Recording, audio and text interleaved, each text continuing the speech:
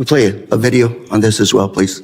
Masked federal agents were filmed pinning a man to the ground and repeatedly striking him in the head and neck before putting him in an unmarked car. The man in the video has been identified as Narciso Barranco and is the father of 2 active duty Marines and 1 Marine veteran. The Department of Homeland Security said an illegal alien was arrested by Border Patrol agents after he, quote, assaulted federal law enforcement, adding that Barranco, quote, swung a weed whacker directly at an agent's face. Video shared by DHS and reviewed by CNN shows Barranco running with a weed whacker, but does not show him striking officers. Hello everyone, I'm Bran Cooper and welcome back to the channel.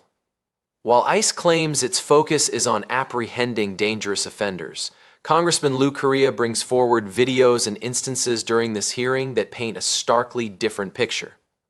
These cases involve legal residents, veterans, and even members of military families becoming ensnared in enforcement actions, which many argue breach legal and constitutional boundaries. What you're about to witness isn't about catchy phrases or political rhetoric. It's about scrutinizing the actions of immigration and customs enforcement and comparing their declarations with the reality revealed by the evidence. On this channel, we delve into hearings like these where the nuances are crucial and the demand for accountability is ever present. Let's dive deeper. Gentleman from California, Mr. Correa, for 5 minutes of questions. Thank you, Mr. Chairman. And I agree with my colleague from Texas. It is a tale of 2 cities. Secretary Noem, Trump administration, you're going after the worst of the worst criminals, and we agree with you. The problem is 70% of the people you've arrested have no criminal record. You're going after non-criminal immigrants, U.S. citizens, and permanent legal residents. Donna Hughes Brown, Irish citizen, green card holder, 48 years in the United States. She also happens to be the mother of a U.S. Marine, sister to a retired Army colonel. She's in ICE detention since July. She tried to come back from Ireland, arrested, has been there since then. Her crime? She wrote 2 bad checks for less than $80 a decade ago. You arrested her, she's in custody. Her husband, Jim Brown, came to us and told us her story. Jim told us, I voted for President Trump because he promised to go after criminals in our community and not people like my wife.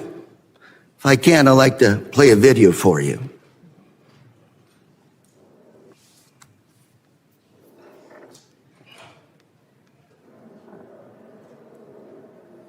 Then he also voted for President Trump. Yes, sir. Why did you vote for him? Because I was an idiot. 80% of the evangelical Christian people were lied to, if you really want to know the truth, and that's exactly what happened. They said criminal, and I believe criminals need to be off the street. I just want to make sure people watching this understand who you are. My wife and I, when we don't work, we're ministers. We help the needy. That's what we do. And that's who they're arresting. Now we've got Mr. Jim Brown before you. He's standing up. Hopefully you can talk to him a little bit. These people, Donna Hughes Brown, are not the individuals that should be deported. Another case, Narciso Barranco was beaten and arrested by masked agents while working as a landscaper. He's an undocumented immigrant, 30 years in this country, not a traffic ticket. Mr. Barranco is also the father of 3 U.S. Marines. 3 Marines. You want to make a movie of people like this. A man who comes to this country, instills patriotism in his kids. They swear an oath to serve and possibly give up their life for this country. I also have with us today Alex Barranco behind you, a retired Marine. That's his father. And Alex, on behalf of myself, members here, I want to thank you for your service to our country, and we also thank your brothers for serving our great country. Thank you very much. Got another case. George Rete, 25-year-old, native of California, my home state. He's a U.S. citizen, Army veteran who served in Iraq. Well, on his way to work, he came to an immigration checkpoint, pulled over. I don't know where officers deployed tear gas on him, broke his car window, pepper sprayed him, and dragged him out of his car. An American citizen held for 72 hours without any charges, wasn't even given the opportunity to shower, to wash off that paper Gentleman's spray. time's expired. I now recognize the gentleman from Mississippi, Mr. Guest. Mr. for 5 Chairman, I minutes. have 2 articles I'd like to present for the record. Unanimous consent. Under President Trump, an agency intended to keep Americans safe has diverted resources from child abuse, trafficking, and terrorism to immigration enforcement.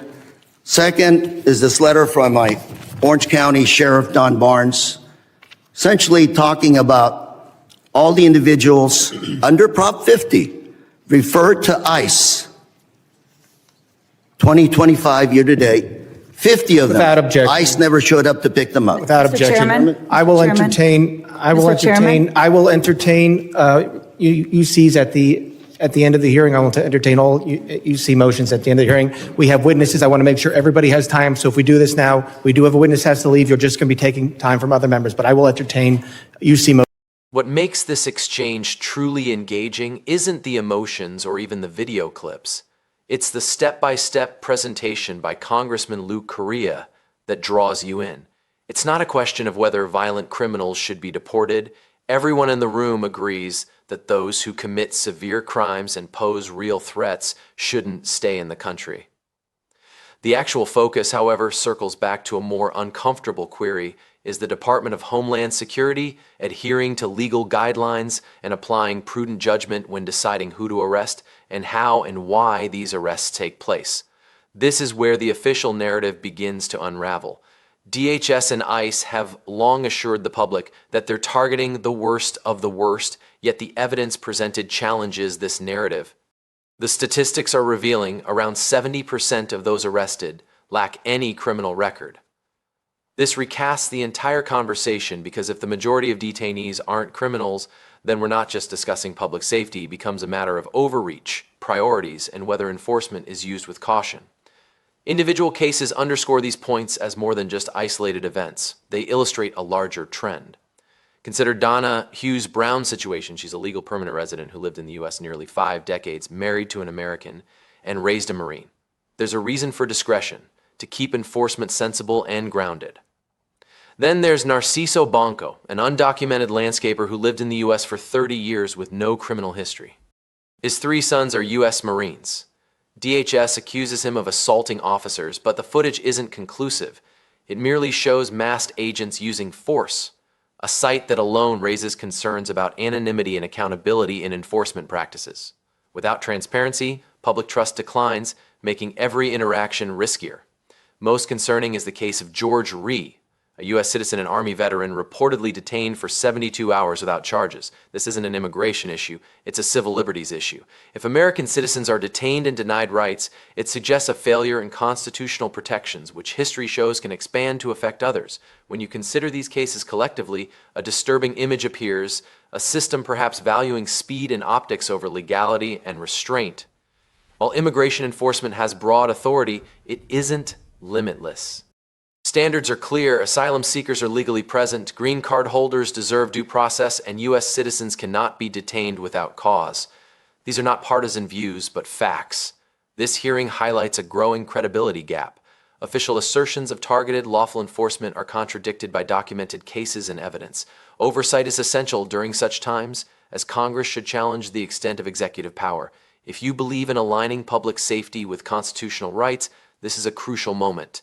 Once enforcement power expands unchecked, it seldom retreats on its own. Stay aware, ask questions, demand accountability.